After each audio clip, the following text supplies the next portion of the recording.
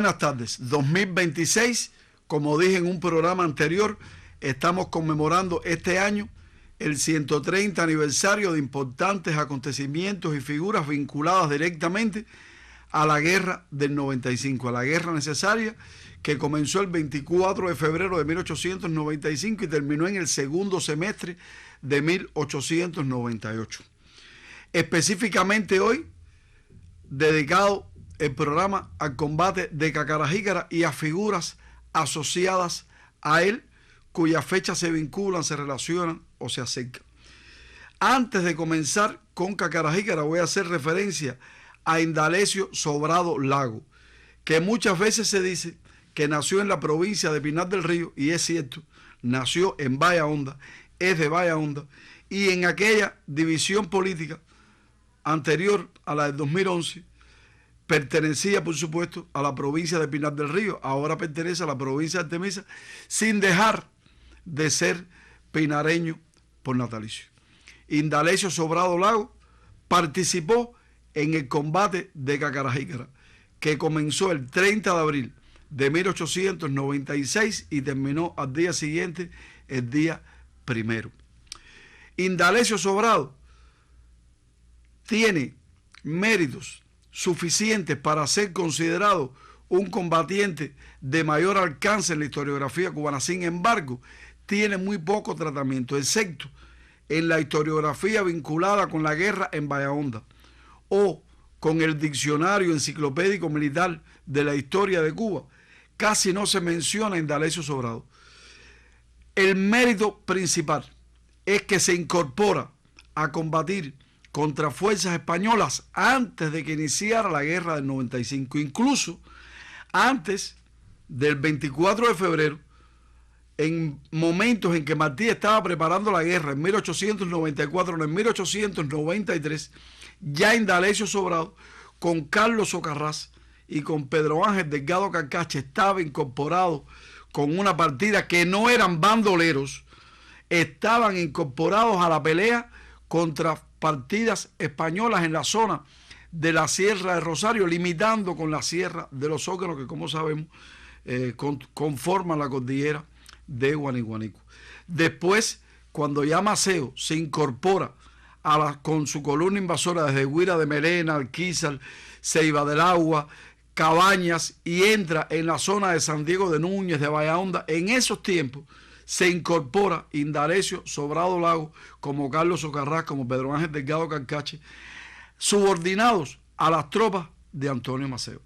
Pero tiene su propia historia, tiene su propia trayectoria combativa. Y algo que me llama la atención, fue un día muy especial para él, el del 30 de abril, porque ese día que inició el combate de Cacarajícara cumplió 38 años Indalecio Sobrado. No creo, no es nada imposible, ni mucho menos, pero tal vez no haya otro combatiente de ninguna de las dos fuerzas enemigas o mambisas que hayan cumplido años el mismo 30 de abril. Debe haber sido un día ciago, porque ese día su compañero de armas, Carlos Socarrás, patriota insigne de Bahía Honda, cae mortalmente herido y muere al día siguiente. Esa es la historia que vincula, más allá de su cumpleaños, a Indalecio Sobrado con el combate de Cacarajícara. Una aclaración pertinente, necesaria, oportuna y prescindible. El combate de Cacarajícara, 30 de abril y 1 de mayo de 1896, no tuvo lugar en medio de lo que llamamos la gran mayoría de los historiadores la invasión a Occidente. La invasión a Occidente se considera todo aquel recorrido que hizo Maceo hasta llegar al occidente cubano el 22 de enero de 1896 a Manto, específicamente en Mangos de Roque, donde se firmó un acta de capitulación con el alcalde y demás que certificaba que había llegado allí la columna invasora.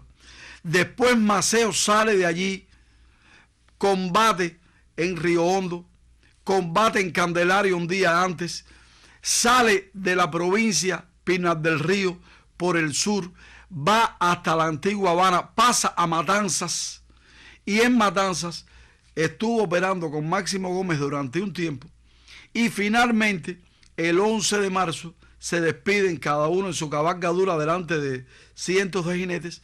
Máximo Gómez se queda operando en ese lugar y pasa después al centro del país.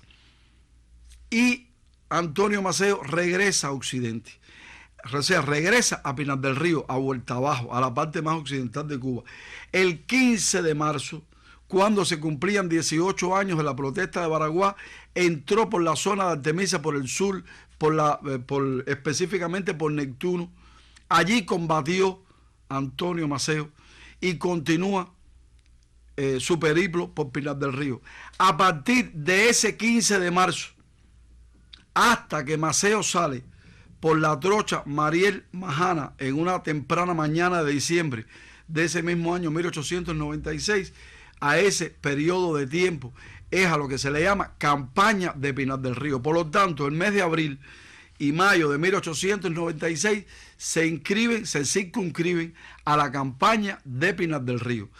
El combate de Cacarajícara no tiene lugar en la campaña de Occidente, aunque sí Maceo estaba acá, pero tiene lugar técnicamente en el periodo de la campaña de Pinar del Río.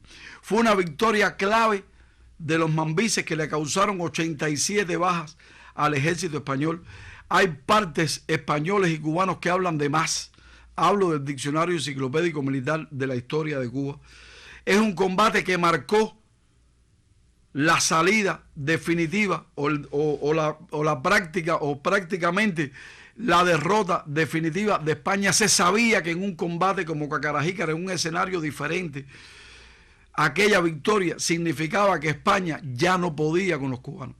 Pero además, aquella victoria de los cubanos en Cacarajícara marcó el momento en que mueven del mando español en Cuba a varios jefes militares.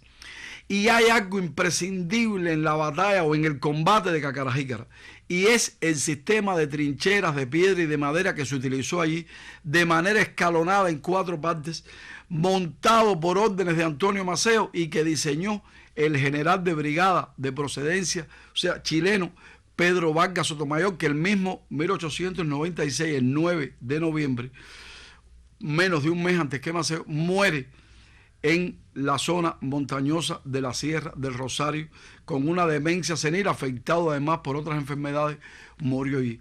Por eso es que Cacarajícara, entre otras razones, merece y tiene la condición hace unos años de monumento nacional. Es un monumento que cuesta mucho trabajo llegar, está a varios kilómetros de la cabecera municipal de Bahahonda. Es un monumento que se mantiene gracias al trabajo de patrimonio de las autoridades de Bahahonda. Hace muy pocos días conmemoramos en la sede del partido municipal, este 130 aniversario, dado el hecho de que estamos inmersos en el proceso de firma por la patria. No se podía, tal vez no se puede llegar hasta ahí el 30 si no es con personas de la zona, pero se conmemoró el combate de Cacarajícara, su 130 aniversario en Bahahonda. El combate de Cacarajícara no fue el único que tuvo lugar en ese escenario. Yo tengo que recordar que después del combate de Cacarajícara, también por supuesto en 1896, Maceo sostuvo 14 combates en las lomas de Tapia.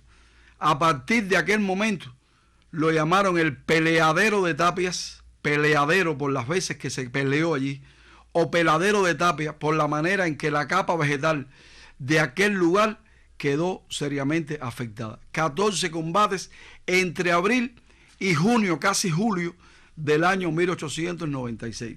También combatió Maceo en San Claudio. Maceo combatió en El Roble. Es importante que se conozca, desde Bahahonda, Maceo escribió cartas memorables a extranjeros y a cubanos. En Bahahonda, Maceo sostuvo 24 combates. Las 2 últimas heridas que le dieron antes que aquellas que recibió en San Pedro y que le causaron la muerte, que fueron 3, las 2 últimas heridas las recibió en Bahahonda. Tuvo 7 campamentos. De los 305 días que estuvo en Pinar del Río en aquella campaña, 122 estuvo en Bahahonda. Pero además, debo explicar de esta etapa, que Maceo o en aquel combate de Cacarajícara cayó Carlos Socarrás Acosta. Carlos Socarrás Acosta, en el programa que dediqué a Regla Socarrás, la mambisa de vuelta abajo, decía, es o fue la hija de Carlos Socarrás. Carlos Socarrás tuvo otros hijos, pero Regla, aquella mambisa de la que hablé, que mataron a su hermano, a su sobrino, a sus tíos delante, que escapó, que se convirtió en mambisa, fue la madre de Carlos Prío Socarrás, que vivió en la etapa de la República y fue férrea opositora a Machado, que murió en marzo del año 60 en Cuba y que a sus funerales asistieron Osvaldo Ortiz Torraba como presidente de la República y Fidel Castro Ruz como primer ministro del gobierno revolucionario. Ese es Carlos Socarrás, el padre de Regla Socarrás, que muere el día 1 de mayo y su tumba está allí muy cercano al monumento a Cacarajícara, que ya dije que ostenta la condición de monumento nacional. Y quiero referirme por último a una persona también vinculada a Cacarajícara porque estuvo en ese combate, que es José Miró Argenter. José Miró Argenter alcanzó en Cuba el grado de general de división del Ejército Libertador, que se lo dan después que termina la guerra. De hecho, fue el primer oficial mambí que recibió después de la guerra el grado de general de división, que era el jefe del Estado Mayor de Antonio Maceo, pero que lo conoció antes de que se acabara años atrás la guerra de los 10 años en un banquete que se ofreció a Maceo en 1878 en Oriente, antes de que saliera de Cuba. Después viene a Cuba cuando ya está la guerra del 95, se incorpora a la guerra, se une a las tropas de Maceo, inmediatamente fue su jefe de Estado Mayor, lo acompañó en toda la invasión a Occidente. José Miró Argenter murió el 2 de mayo de 1925, cuando estaban apagándose los ecos del combate de Cacarajícara, y creo que merece también un espacio el oficial español que dignamente sirvió a la independencia de Cuba. Yo los dejo, no sin antes prometerle que pronto vuelvo con otra historia y usted recuerde, si quiere conversar sobre este tema con otra persona, lo escuchó aquí en Vericuetos.